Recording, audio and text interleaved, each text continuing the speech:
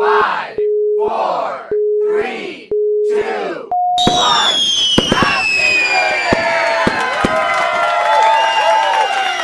पर रुको, क्या हम यहाँ पे खुशियाँ मना रहे हैं या फिर 2025 से बच निकलने की कोशिश कर रहे हैं? आप लोग सोच रहे होंगे कि मैं ऐसा क्यों कह रहा हूँ, क्योंकि 2025 एक ऐसा साल बन गया जिसमें डर नॉर्मल हो गया, गुस्सा आवाज़ बन गई और खामोशी सबसे ज़्यादा चीखने लगी। वीडियो में पूछेंगे हम एक अनकंफर्टेबल सा क्वेश्चन कि पिछले 25 सालों में क्या ये 2025 सबसे ज़्यादा खतरनाक साल रहा? किसी भी साल को डायरेक्ट अच्छा या बुरा कह देना सही नहीं होगा, इसीलिए इसके कुछ फैक्टर्स होते हैं, जैसे नेशंस अचीवमेंट, इकोनॉमिक वेलबींग जिसमें अनएम्प्लॉयमेंट रेट, इन्फ्लेशन और इकोनॉमिक ग्रोथ जैसी चीज़ें शामिल हैं, social and political stability, international relationship and event, और सबसे बुरा वॉर्स एंड सोशल डिस्टर्बेंस। इस वीडियो की शुरुआत करते हैं अचीवमेंट से कि इस साल क्या क्या इंडिया ने अचीव किया। इंडिया ने आईसीसी चैंपियनशिप वर्ल्ड कप जीता और 11 प्लेयर, स्टाफ मेंबर्स और करोड़ों भारतवासियों के लिए जश्न का माहौल बना।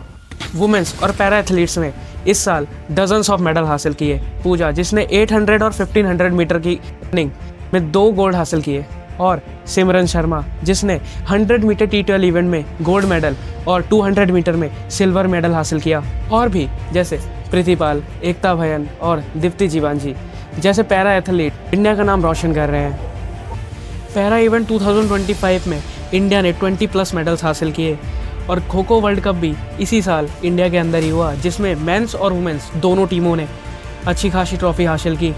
स्पोर्ट्स में इतनी सारी अचीवमेंट बहुत ज़्यादा अच्छी लगती है, लेकिन रियलिटी तो ये है कि 70% प्लेयर अभी भी फैसिलिटीज़ ना होने के कारण और सपोर्ट ना होने की वजह से ग्राउंड लेवल पे ही अटके पड़े हैं।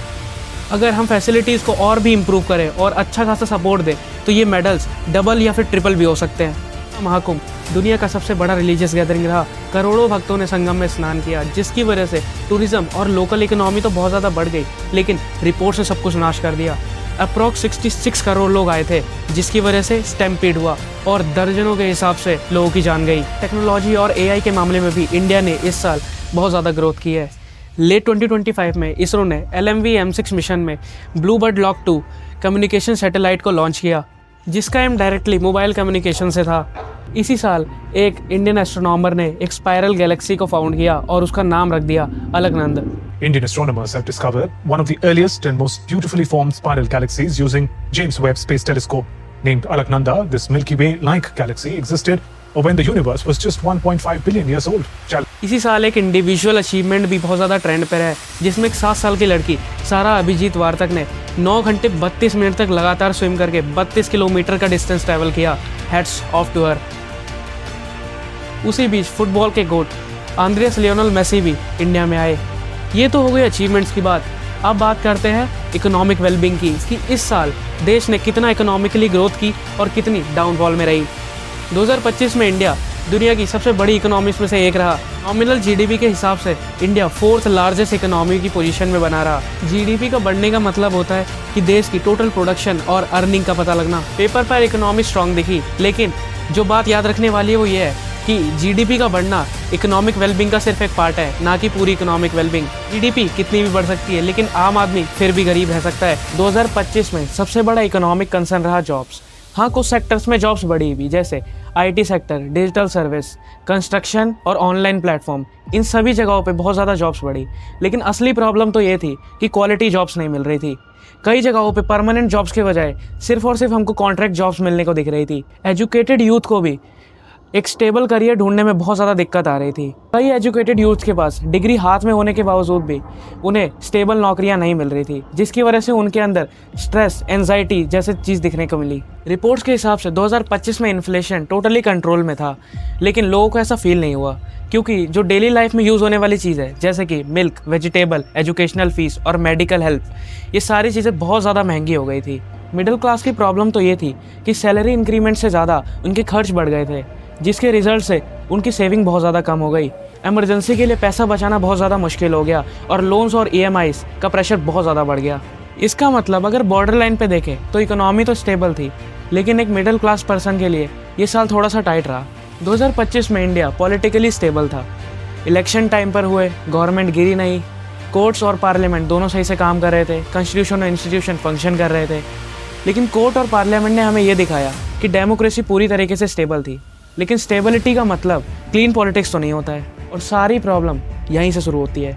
2025 में ADR association of democratic reform के रिपोर्ट्स के हिसाब से इंडिया के अंदर 47% मिनिस्टर्स के ऊपर क्रिमिनल केस दर्ज हैं। इसका मतलब इंडिया के अंदर 27 स्टेट्स और 3 यूनियन टेरिटरीज हैं, जिसके टोटल मिनिस्टर्स होते हैं 643, और उनमें से 307 मिनिस्टर पे तो क्रिमिनल केस दर्ज हैं। इनमें से कई केसेस सीरियस नेचर के भी थे, जैसे रेप, सेक्सुअल असॉल्ट और वायलेंस के।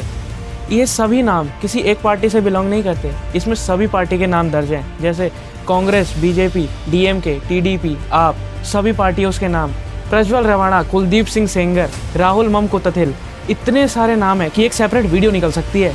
लेकिन सबसे इम्पॉर्टेंट बात कि ये एलिगेशन और ऑनगोइंग केस थे, कन्विक्शन नहीं। लेकिन पब्लिक ट्रस्ट पर इसका बहुत गहरा असर हुआ। अब अगर इतनी सारी चीज़ें हुई हैं तो सोशल स्टेबिलिटी को तो दिक्कत होगी। कई सारे प्रोटेस्ट हुए और अभी चल भी रहे हैं। कई सारे लोगों को अरेस्ट भी किया गया, लेकिन अरेस्ट उनको किया गया जो लोग सच्चाई के साथ खड़े थे, जैसे सोनम वांगचुक, नीतू सिंह और राकेश यादव। ये सारे इंजीनियर्स या टीचर्स को अरेस्ट किया गया है। जब रक्षक ही भक्षक बन जाए तो आवाज़ें तो उठती ही है, और यही हमें इन पॉलिटिशियंस को समझाना है। 2025 वॉर और सोशल टेंशन का बादल अपने साथ लेकर आई। रशिया यूक्रेन वॉर अपने 3rd ईयर में एंटर करी। कई सारे सिविलियन अटैक्स भी हुए। गाजा इजराइल कन्फ्लिक्ट भी इसी साल स्टार्ट हुआ और भारी गोलाबारी हुई। वॉर तक की सिचुएशन आ गई थी। कार्गो शिप अटैक्स और ग्लोबल रूट डिस्टर्बेंस भी इसी साल स्टार्ट हुई। इसी साल भारत और अमेरिका के बीच में अनबन दिखाई दी, जिसकी वजह से टैरिफ्स बहुत ज़्यादा हाई हो गए। नीट स्कैम भी इसी साल स्टार्ट हुआ, जिसमें पेपर लीक्स और कई सारे एलिगेशंस लगे, जिसकी वजह से स्टूडेंट्स को काफ़ी स्ट्रेस झेलना पड़ा। SSC मिसमैनेजमेंट केस 2025 भी मेंटल स्ट्रेस के लिए काफ़ी है, जिसमें स्टूडेंट्स के एग्ज़ाम के ही दिन उनके सेंटर्स कैंसिल हो जा रहे थे या फिर चेंज हो जा रहे थे। कई एग्ज़ाम्स भी कैंसिल हुए। जिनके सेंटर सक्सेसफुली रन कर रहे थे उनके वहाँ पे या तो टेक्निकल इशू या फिर उनके सिस्टम ही काम नहीं कर रहे थे, जिसकी वजह से काफ़ी प्रोटेस्ट भी हुए और कई लोगों को चोटें भी आई। इन सभी प्रोटेस्ट में टीचर्स और काफ़ी बड़े बड़े ऑफिसर्स भी थे, जिनको भी चोट आई और अरेस्ट भी हुए। और अरावली केस को कैसे भूल सकते हैं, ये केस तो अभी तक चल रहा है, जिसने इकोलॉजी का पूरी तरीके से नाश मचा दिया। इसी साल India world's most polluted countries में शामिल हो गया और AQI जो एक टेम्परेचर है वो कैपिटल के अंदर 1000+ पहुँच गया। वुमेन सेफ्टी का भी इस साल पूरी तरीके से कचरा हो गया। कई सारे रेप केस, मर्डर केस सामने आए और अभी तक बढ़ते जा रहे हैं। जब देश के बाहर जंग हो और देश के अंदर सिस्टम फेलियर, तो सबसे ज़्यादा नुकसान एक आम आदमी को होता है। 2025 एक वार्निंग थी और अब इग्नोरेंस चॉइस नहीं गलती होगी। 2025 तो बीत गया और 2026 आ गया। पुरानी चीज़ों को हम अंडू तो नहीं कर सकते, लेकिन एक बात याद रख सकते हैं कि चाहे कोई पावर में हो या पावर के बाहर, अगर किसी ने गलती की है तो उसको सज़ा ज़रूर मिलेगी। आओ 2026 की शुरुआत में एक शपथ लेते हैं कि इस साल अपने देश के प्रति वफादार रहेंगे, ना कि किसी पार्टी के। ना किसी के लिए बुरा करेंगे, ना ही किसी के लिए बुरा करने देंगे। आज की वीडियो के लिए इतना ही। अगर इस वीडियो से आपको थोड़ी भी इन्फॉर्मेशन मिली हो तो सब्सक्राइब करें और शेयर भी करें। तब तक के लिए जय हिंद और वंदे मातरम 10 घंटे।